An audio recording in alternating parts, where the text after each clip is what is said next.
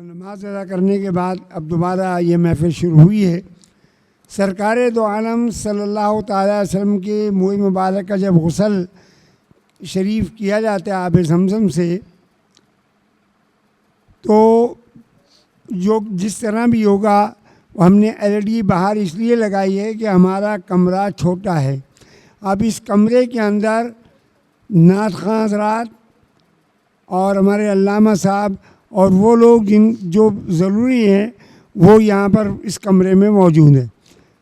कहने का मकसद ये है कि आप आक़ाए दो जहाँ के गुस्ल मुबारक देखने आए हैं और शिरकत करने आए हैं। ये LED आपको लगाई गई है, इसके अंदर आप बाखूबी देखेंगे कि सरकार का मुँह मुबारक शरीफ का गुस्ल किस तरह आपको ये नज़र आ रहा होगा।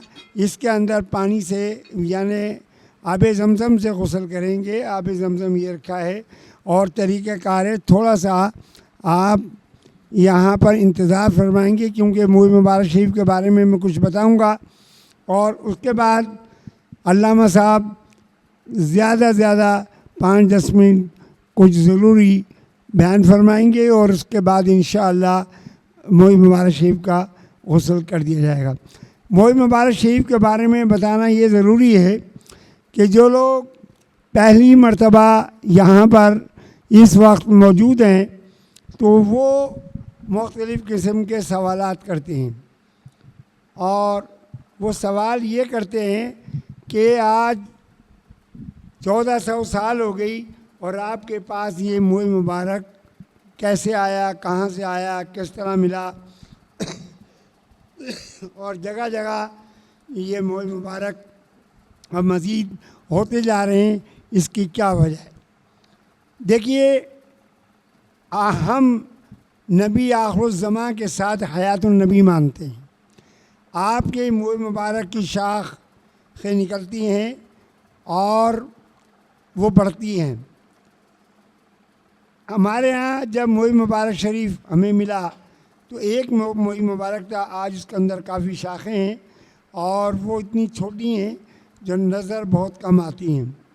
और हमारे यहाँ जो बाल मुबारक शरीफ की आप ज़ियारत करेंगे ये सरकार के दाढ़ी शरीफ के मुँह मुबारक हैं। और दूसरी बात ये है कि सारा बात जो है यकीन कामिल अक़ीदा का है। कोई भी शख्स इतना बड़ा झूठ नहीं बोल सकता और लोग जिनके दिल में ईमान की कमी है, मैं समझता हूँ कि वो शक व शुबात में लगे रहते हैं। अगर आपको शक व शुबात है तो आप अल्लाह से दिल से मोहब्बत करें, सरकार से दिल से प्यार करें और दुरूद पाक मुँह मुबारक शरीफ और साथ पढ़ते रहें। इंशाअल्लाह आपका दिल खुद कहेगा कि आज हम आक़ाए दो जहाँ के मुँह मुबारक के नहीं बल्कि सरकार का दीदार कर रहे हैं। और जब आप सरकार दो आलम सल्लल्लाहु अलैहि वसल्लम के मुँह मुबारक शरीफ का दीदार करें तो आप ये समझ लें कि हम सरकार के सामने खड़े हैं और जो मांगेंगे इंशाअल्लाह। मैंने भी तकरीबन 15 साल मुँह मुबारक शरीफ के सामने दुआ की और अब इतना वक्त नहीं है जो आपको तफसील से बता सकें। आप यहाँ दुरूद पाक पढ़ते हुए ज़ियारत करें, इंशाअल्लाह आपका दिल खुद कहेगा कि ये मेरे आका के मुँह मुबारक हैं। अब जिसको यकीन नहीं है तो उसको हम यकीन नहीं करा सकते क्योंकि ये सारा मामला दिल का है और ईमान का है। ईमान वाले लोग ये कहते हैं कि हमें ये बताया गया कि ये मुँह मुबारक है तो ये मुँह मुबारक ही है। अब जिसको यकीन कामिल नहीं है तो उसके लिए तो हम कुछ कर नहीं सकते। यहाँ पर बड़ी दूर दूर से लोग ज़ियारत मुँह मुबारक शरीफ के ज़ियारत करने आते हैं, इसलिए कि उनका यकीन कामिल पुख्ता है और वो समझते हैं कि ये आका का मुँह मुबारक अगर साल में एक दफ़ा ज़ियारत होती है तो हम महरूम ना रह जाएं। अभी यहाँ पर काफ़ी कराची के मुख्तलिफ़ जगहों से और हैदराबाद से भी लोग यहाँ पर आए हैं बारगाह रिसालत में और ये वो ज़ियारत करें। मुँह मुबारक शरीफ के बारे में सिर्फ आखिरी बात अर्ज़ करूँगा। ज़िक्र जमील में हज़रत अल्लामा मौलाना शफ़ी कौलवी साहब ने एक हिकायत लिखी है कि एक ताजिर के 2 बेटे थे और 3 मुँह मुबारक थे। जब वो उनका इंतकाल हुआ तो उसके बाद विरसा तकसीम किया गया, उस एक एक बाल मुबारक भी दे दिया गया। बड़े लड़के ने कहा ये तीसरे मोई मुबारक शरीफ को भी नौज़ुबिल्लाह इसको अदा किया जाए। छोटे ने कहा कि जो मुझे हिस्सा मिला है, जो मुझे विरसे में ये दे सकता हूँ, लेकिन मैं मोई मुबारक शरीफ के कहने की इतनी मोहब्बत है तो ये सब तुम मोई मुबारक करो और जितनी तुम्हारी जायदाद है जो तुम्हें इस समय आई वो हमें दे दो।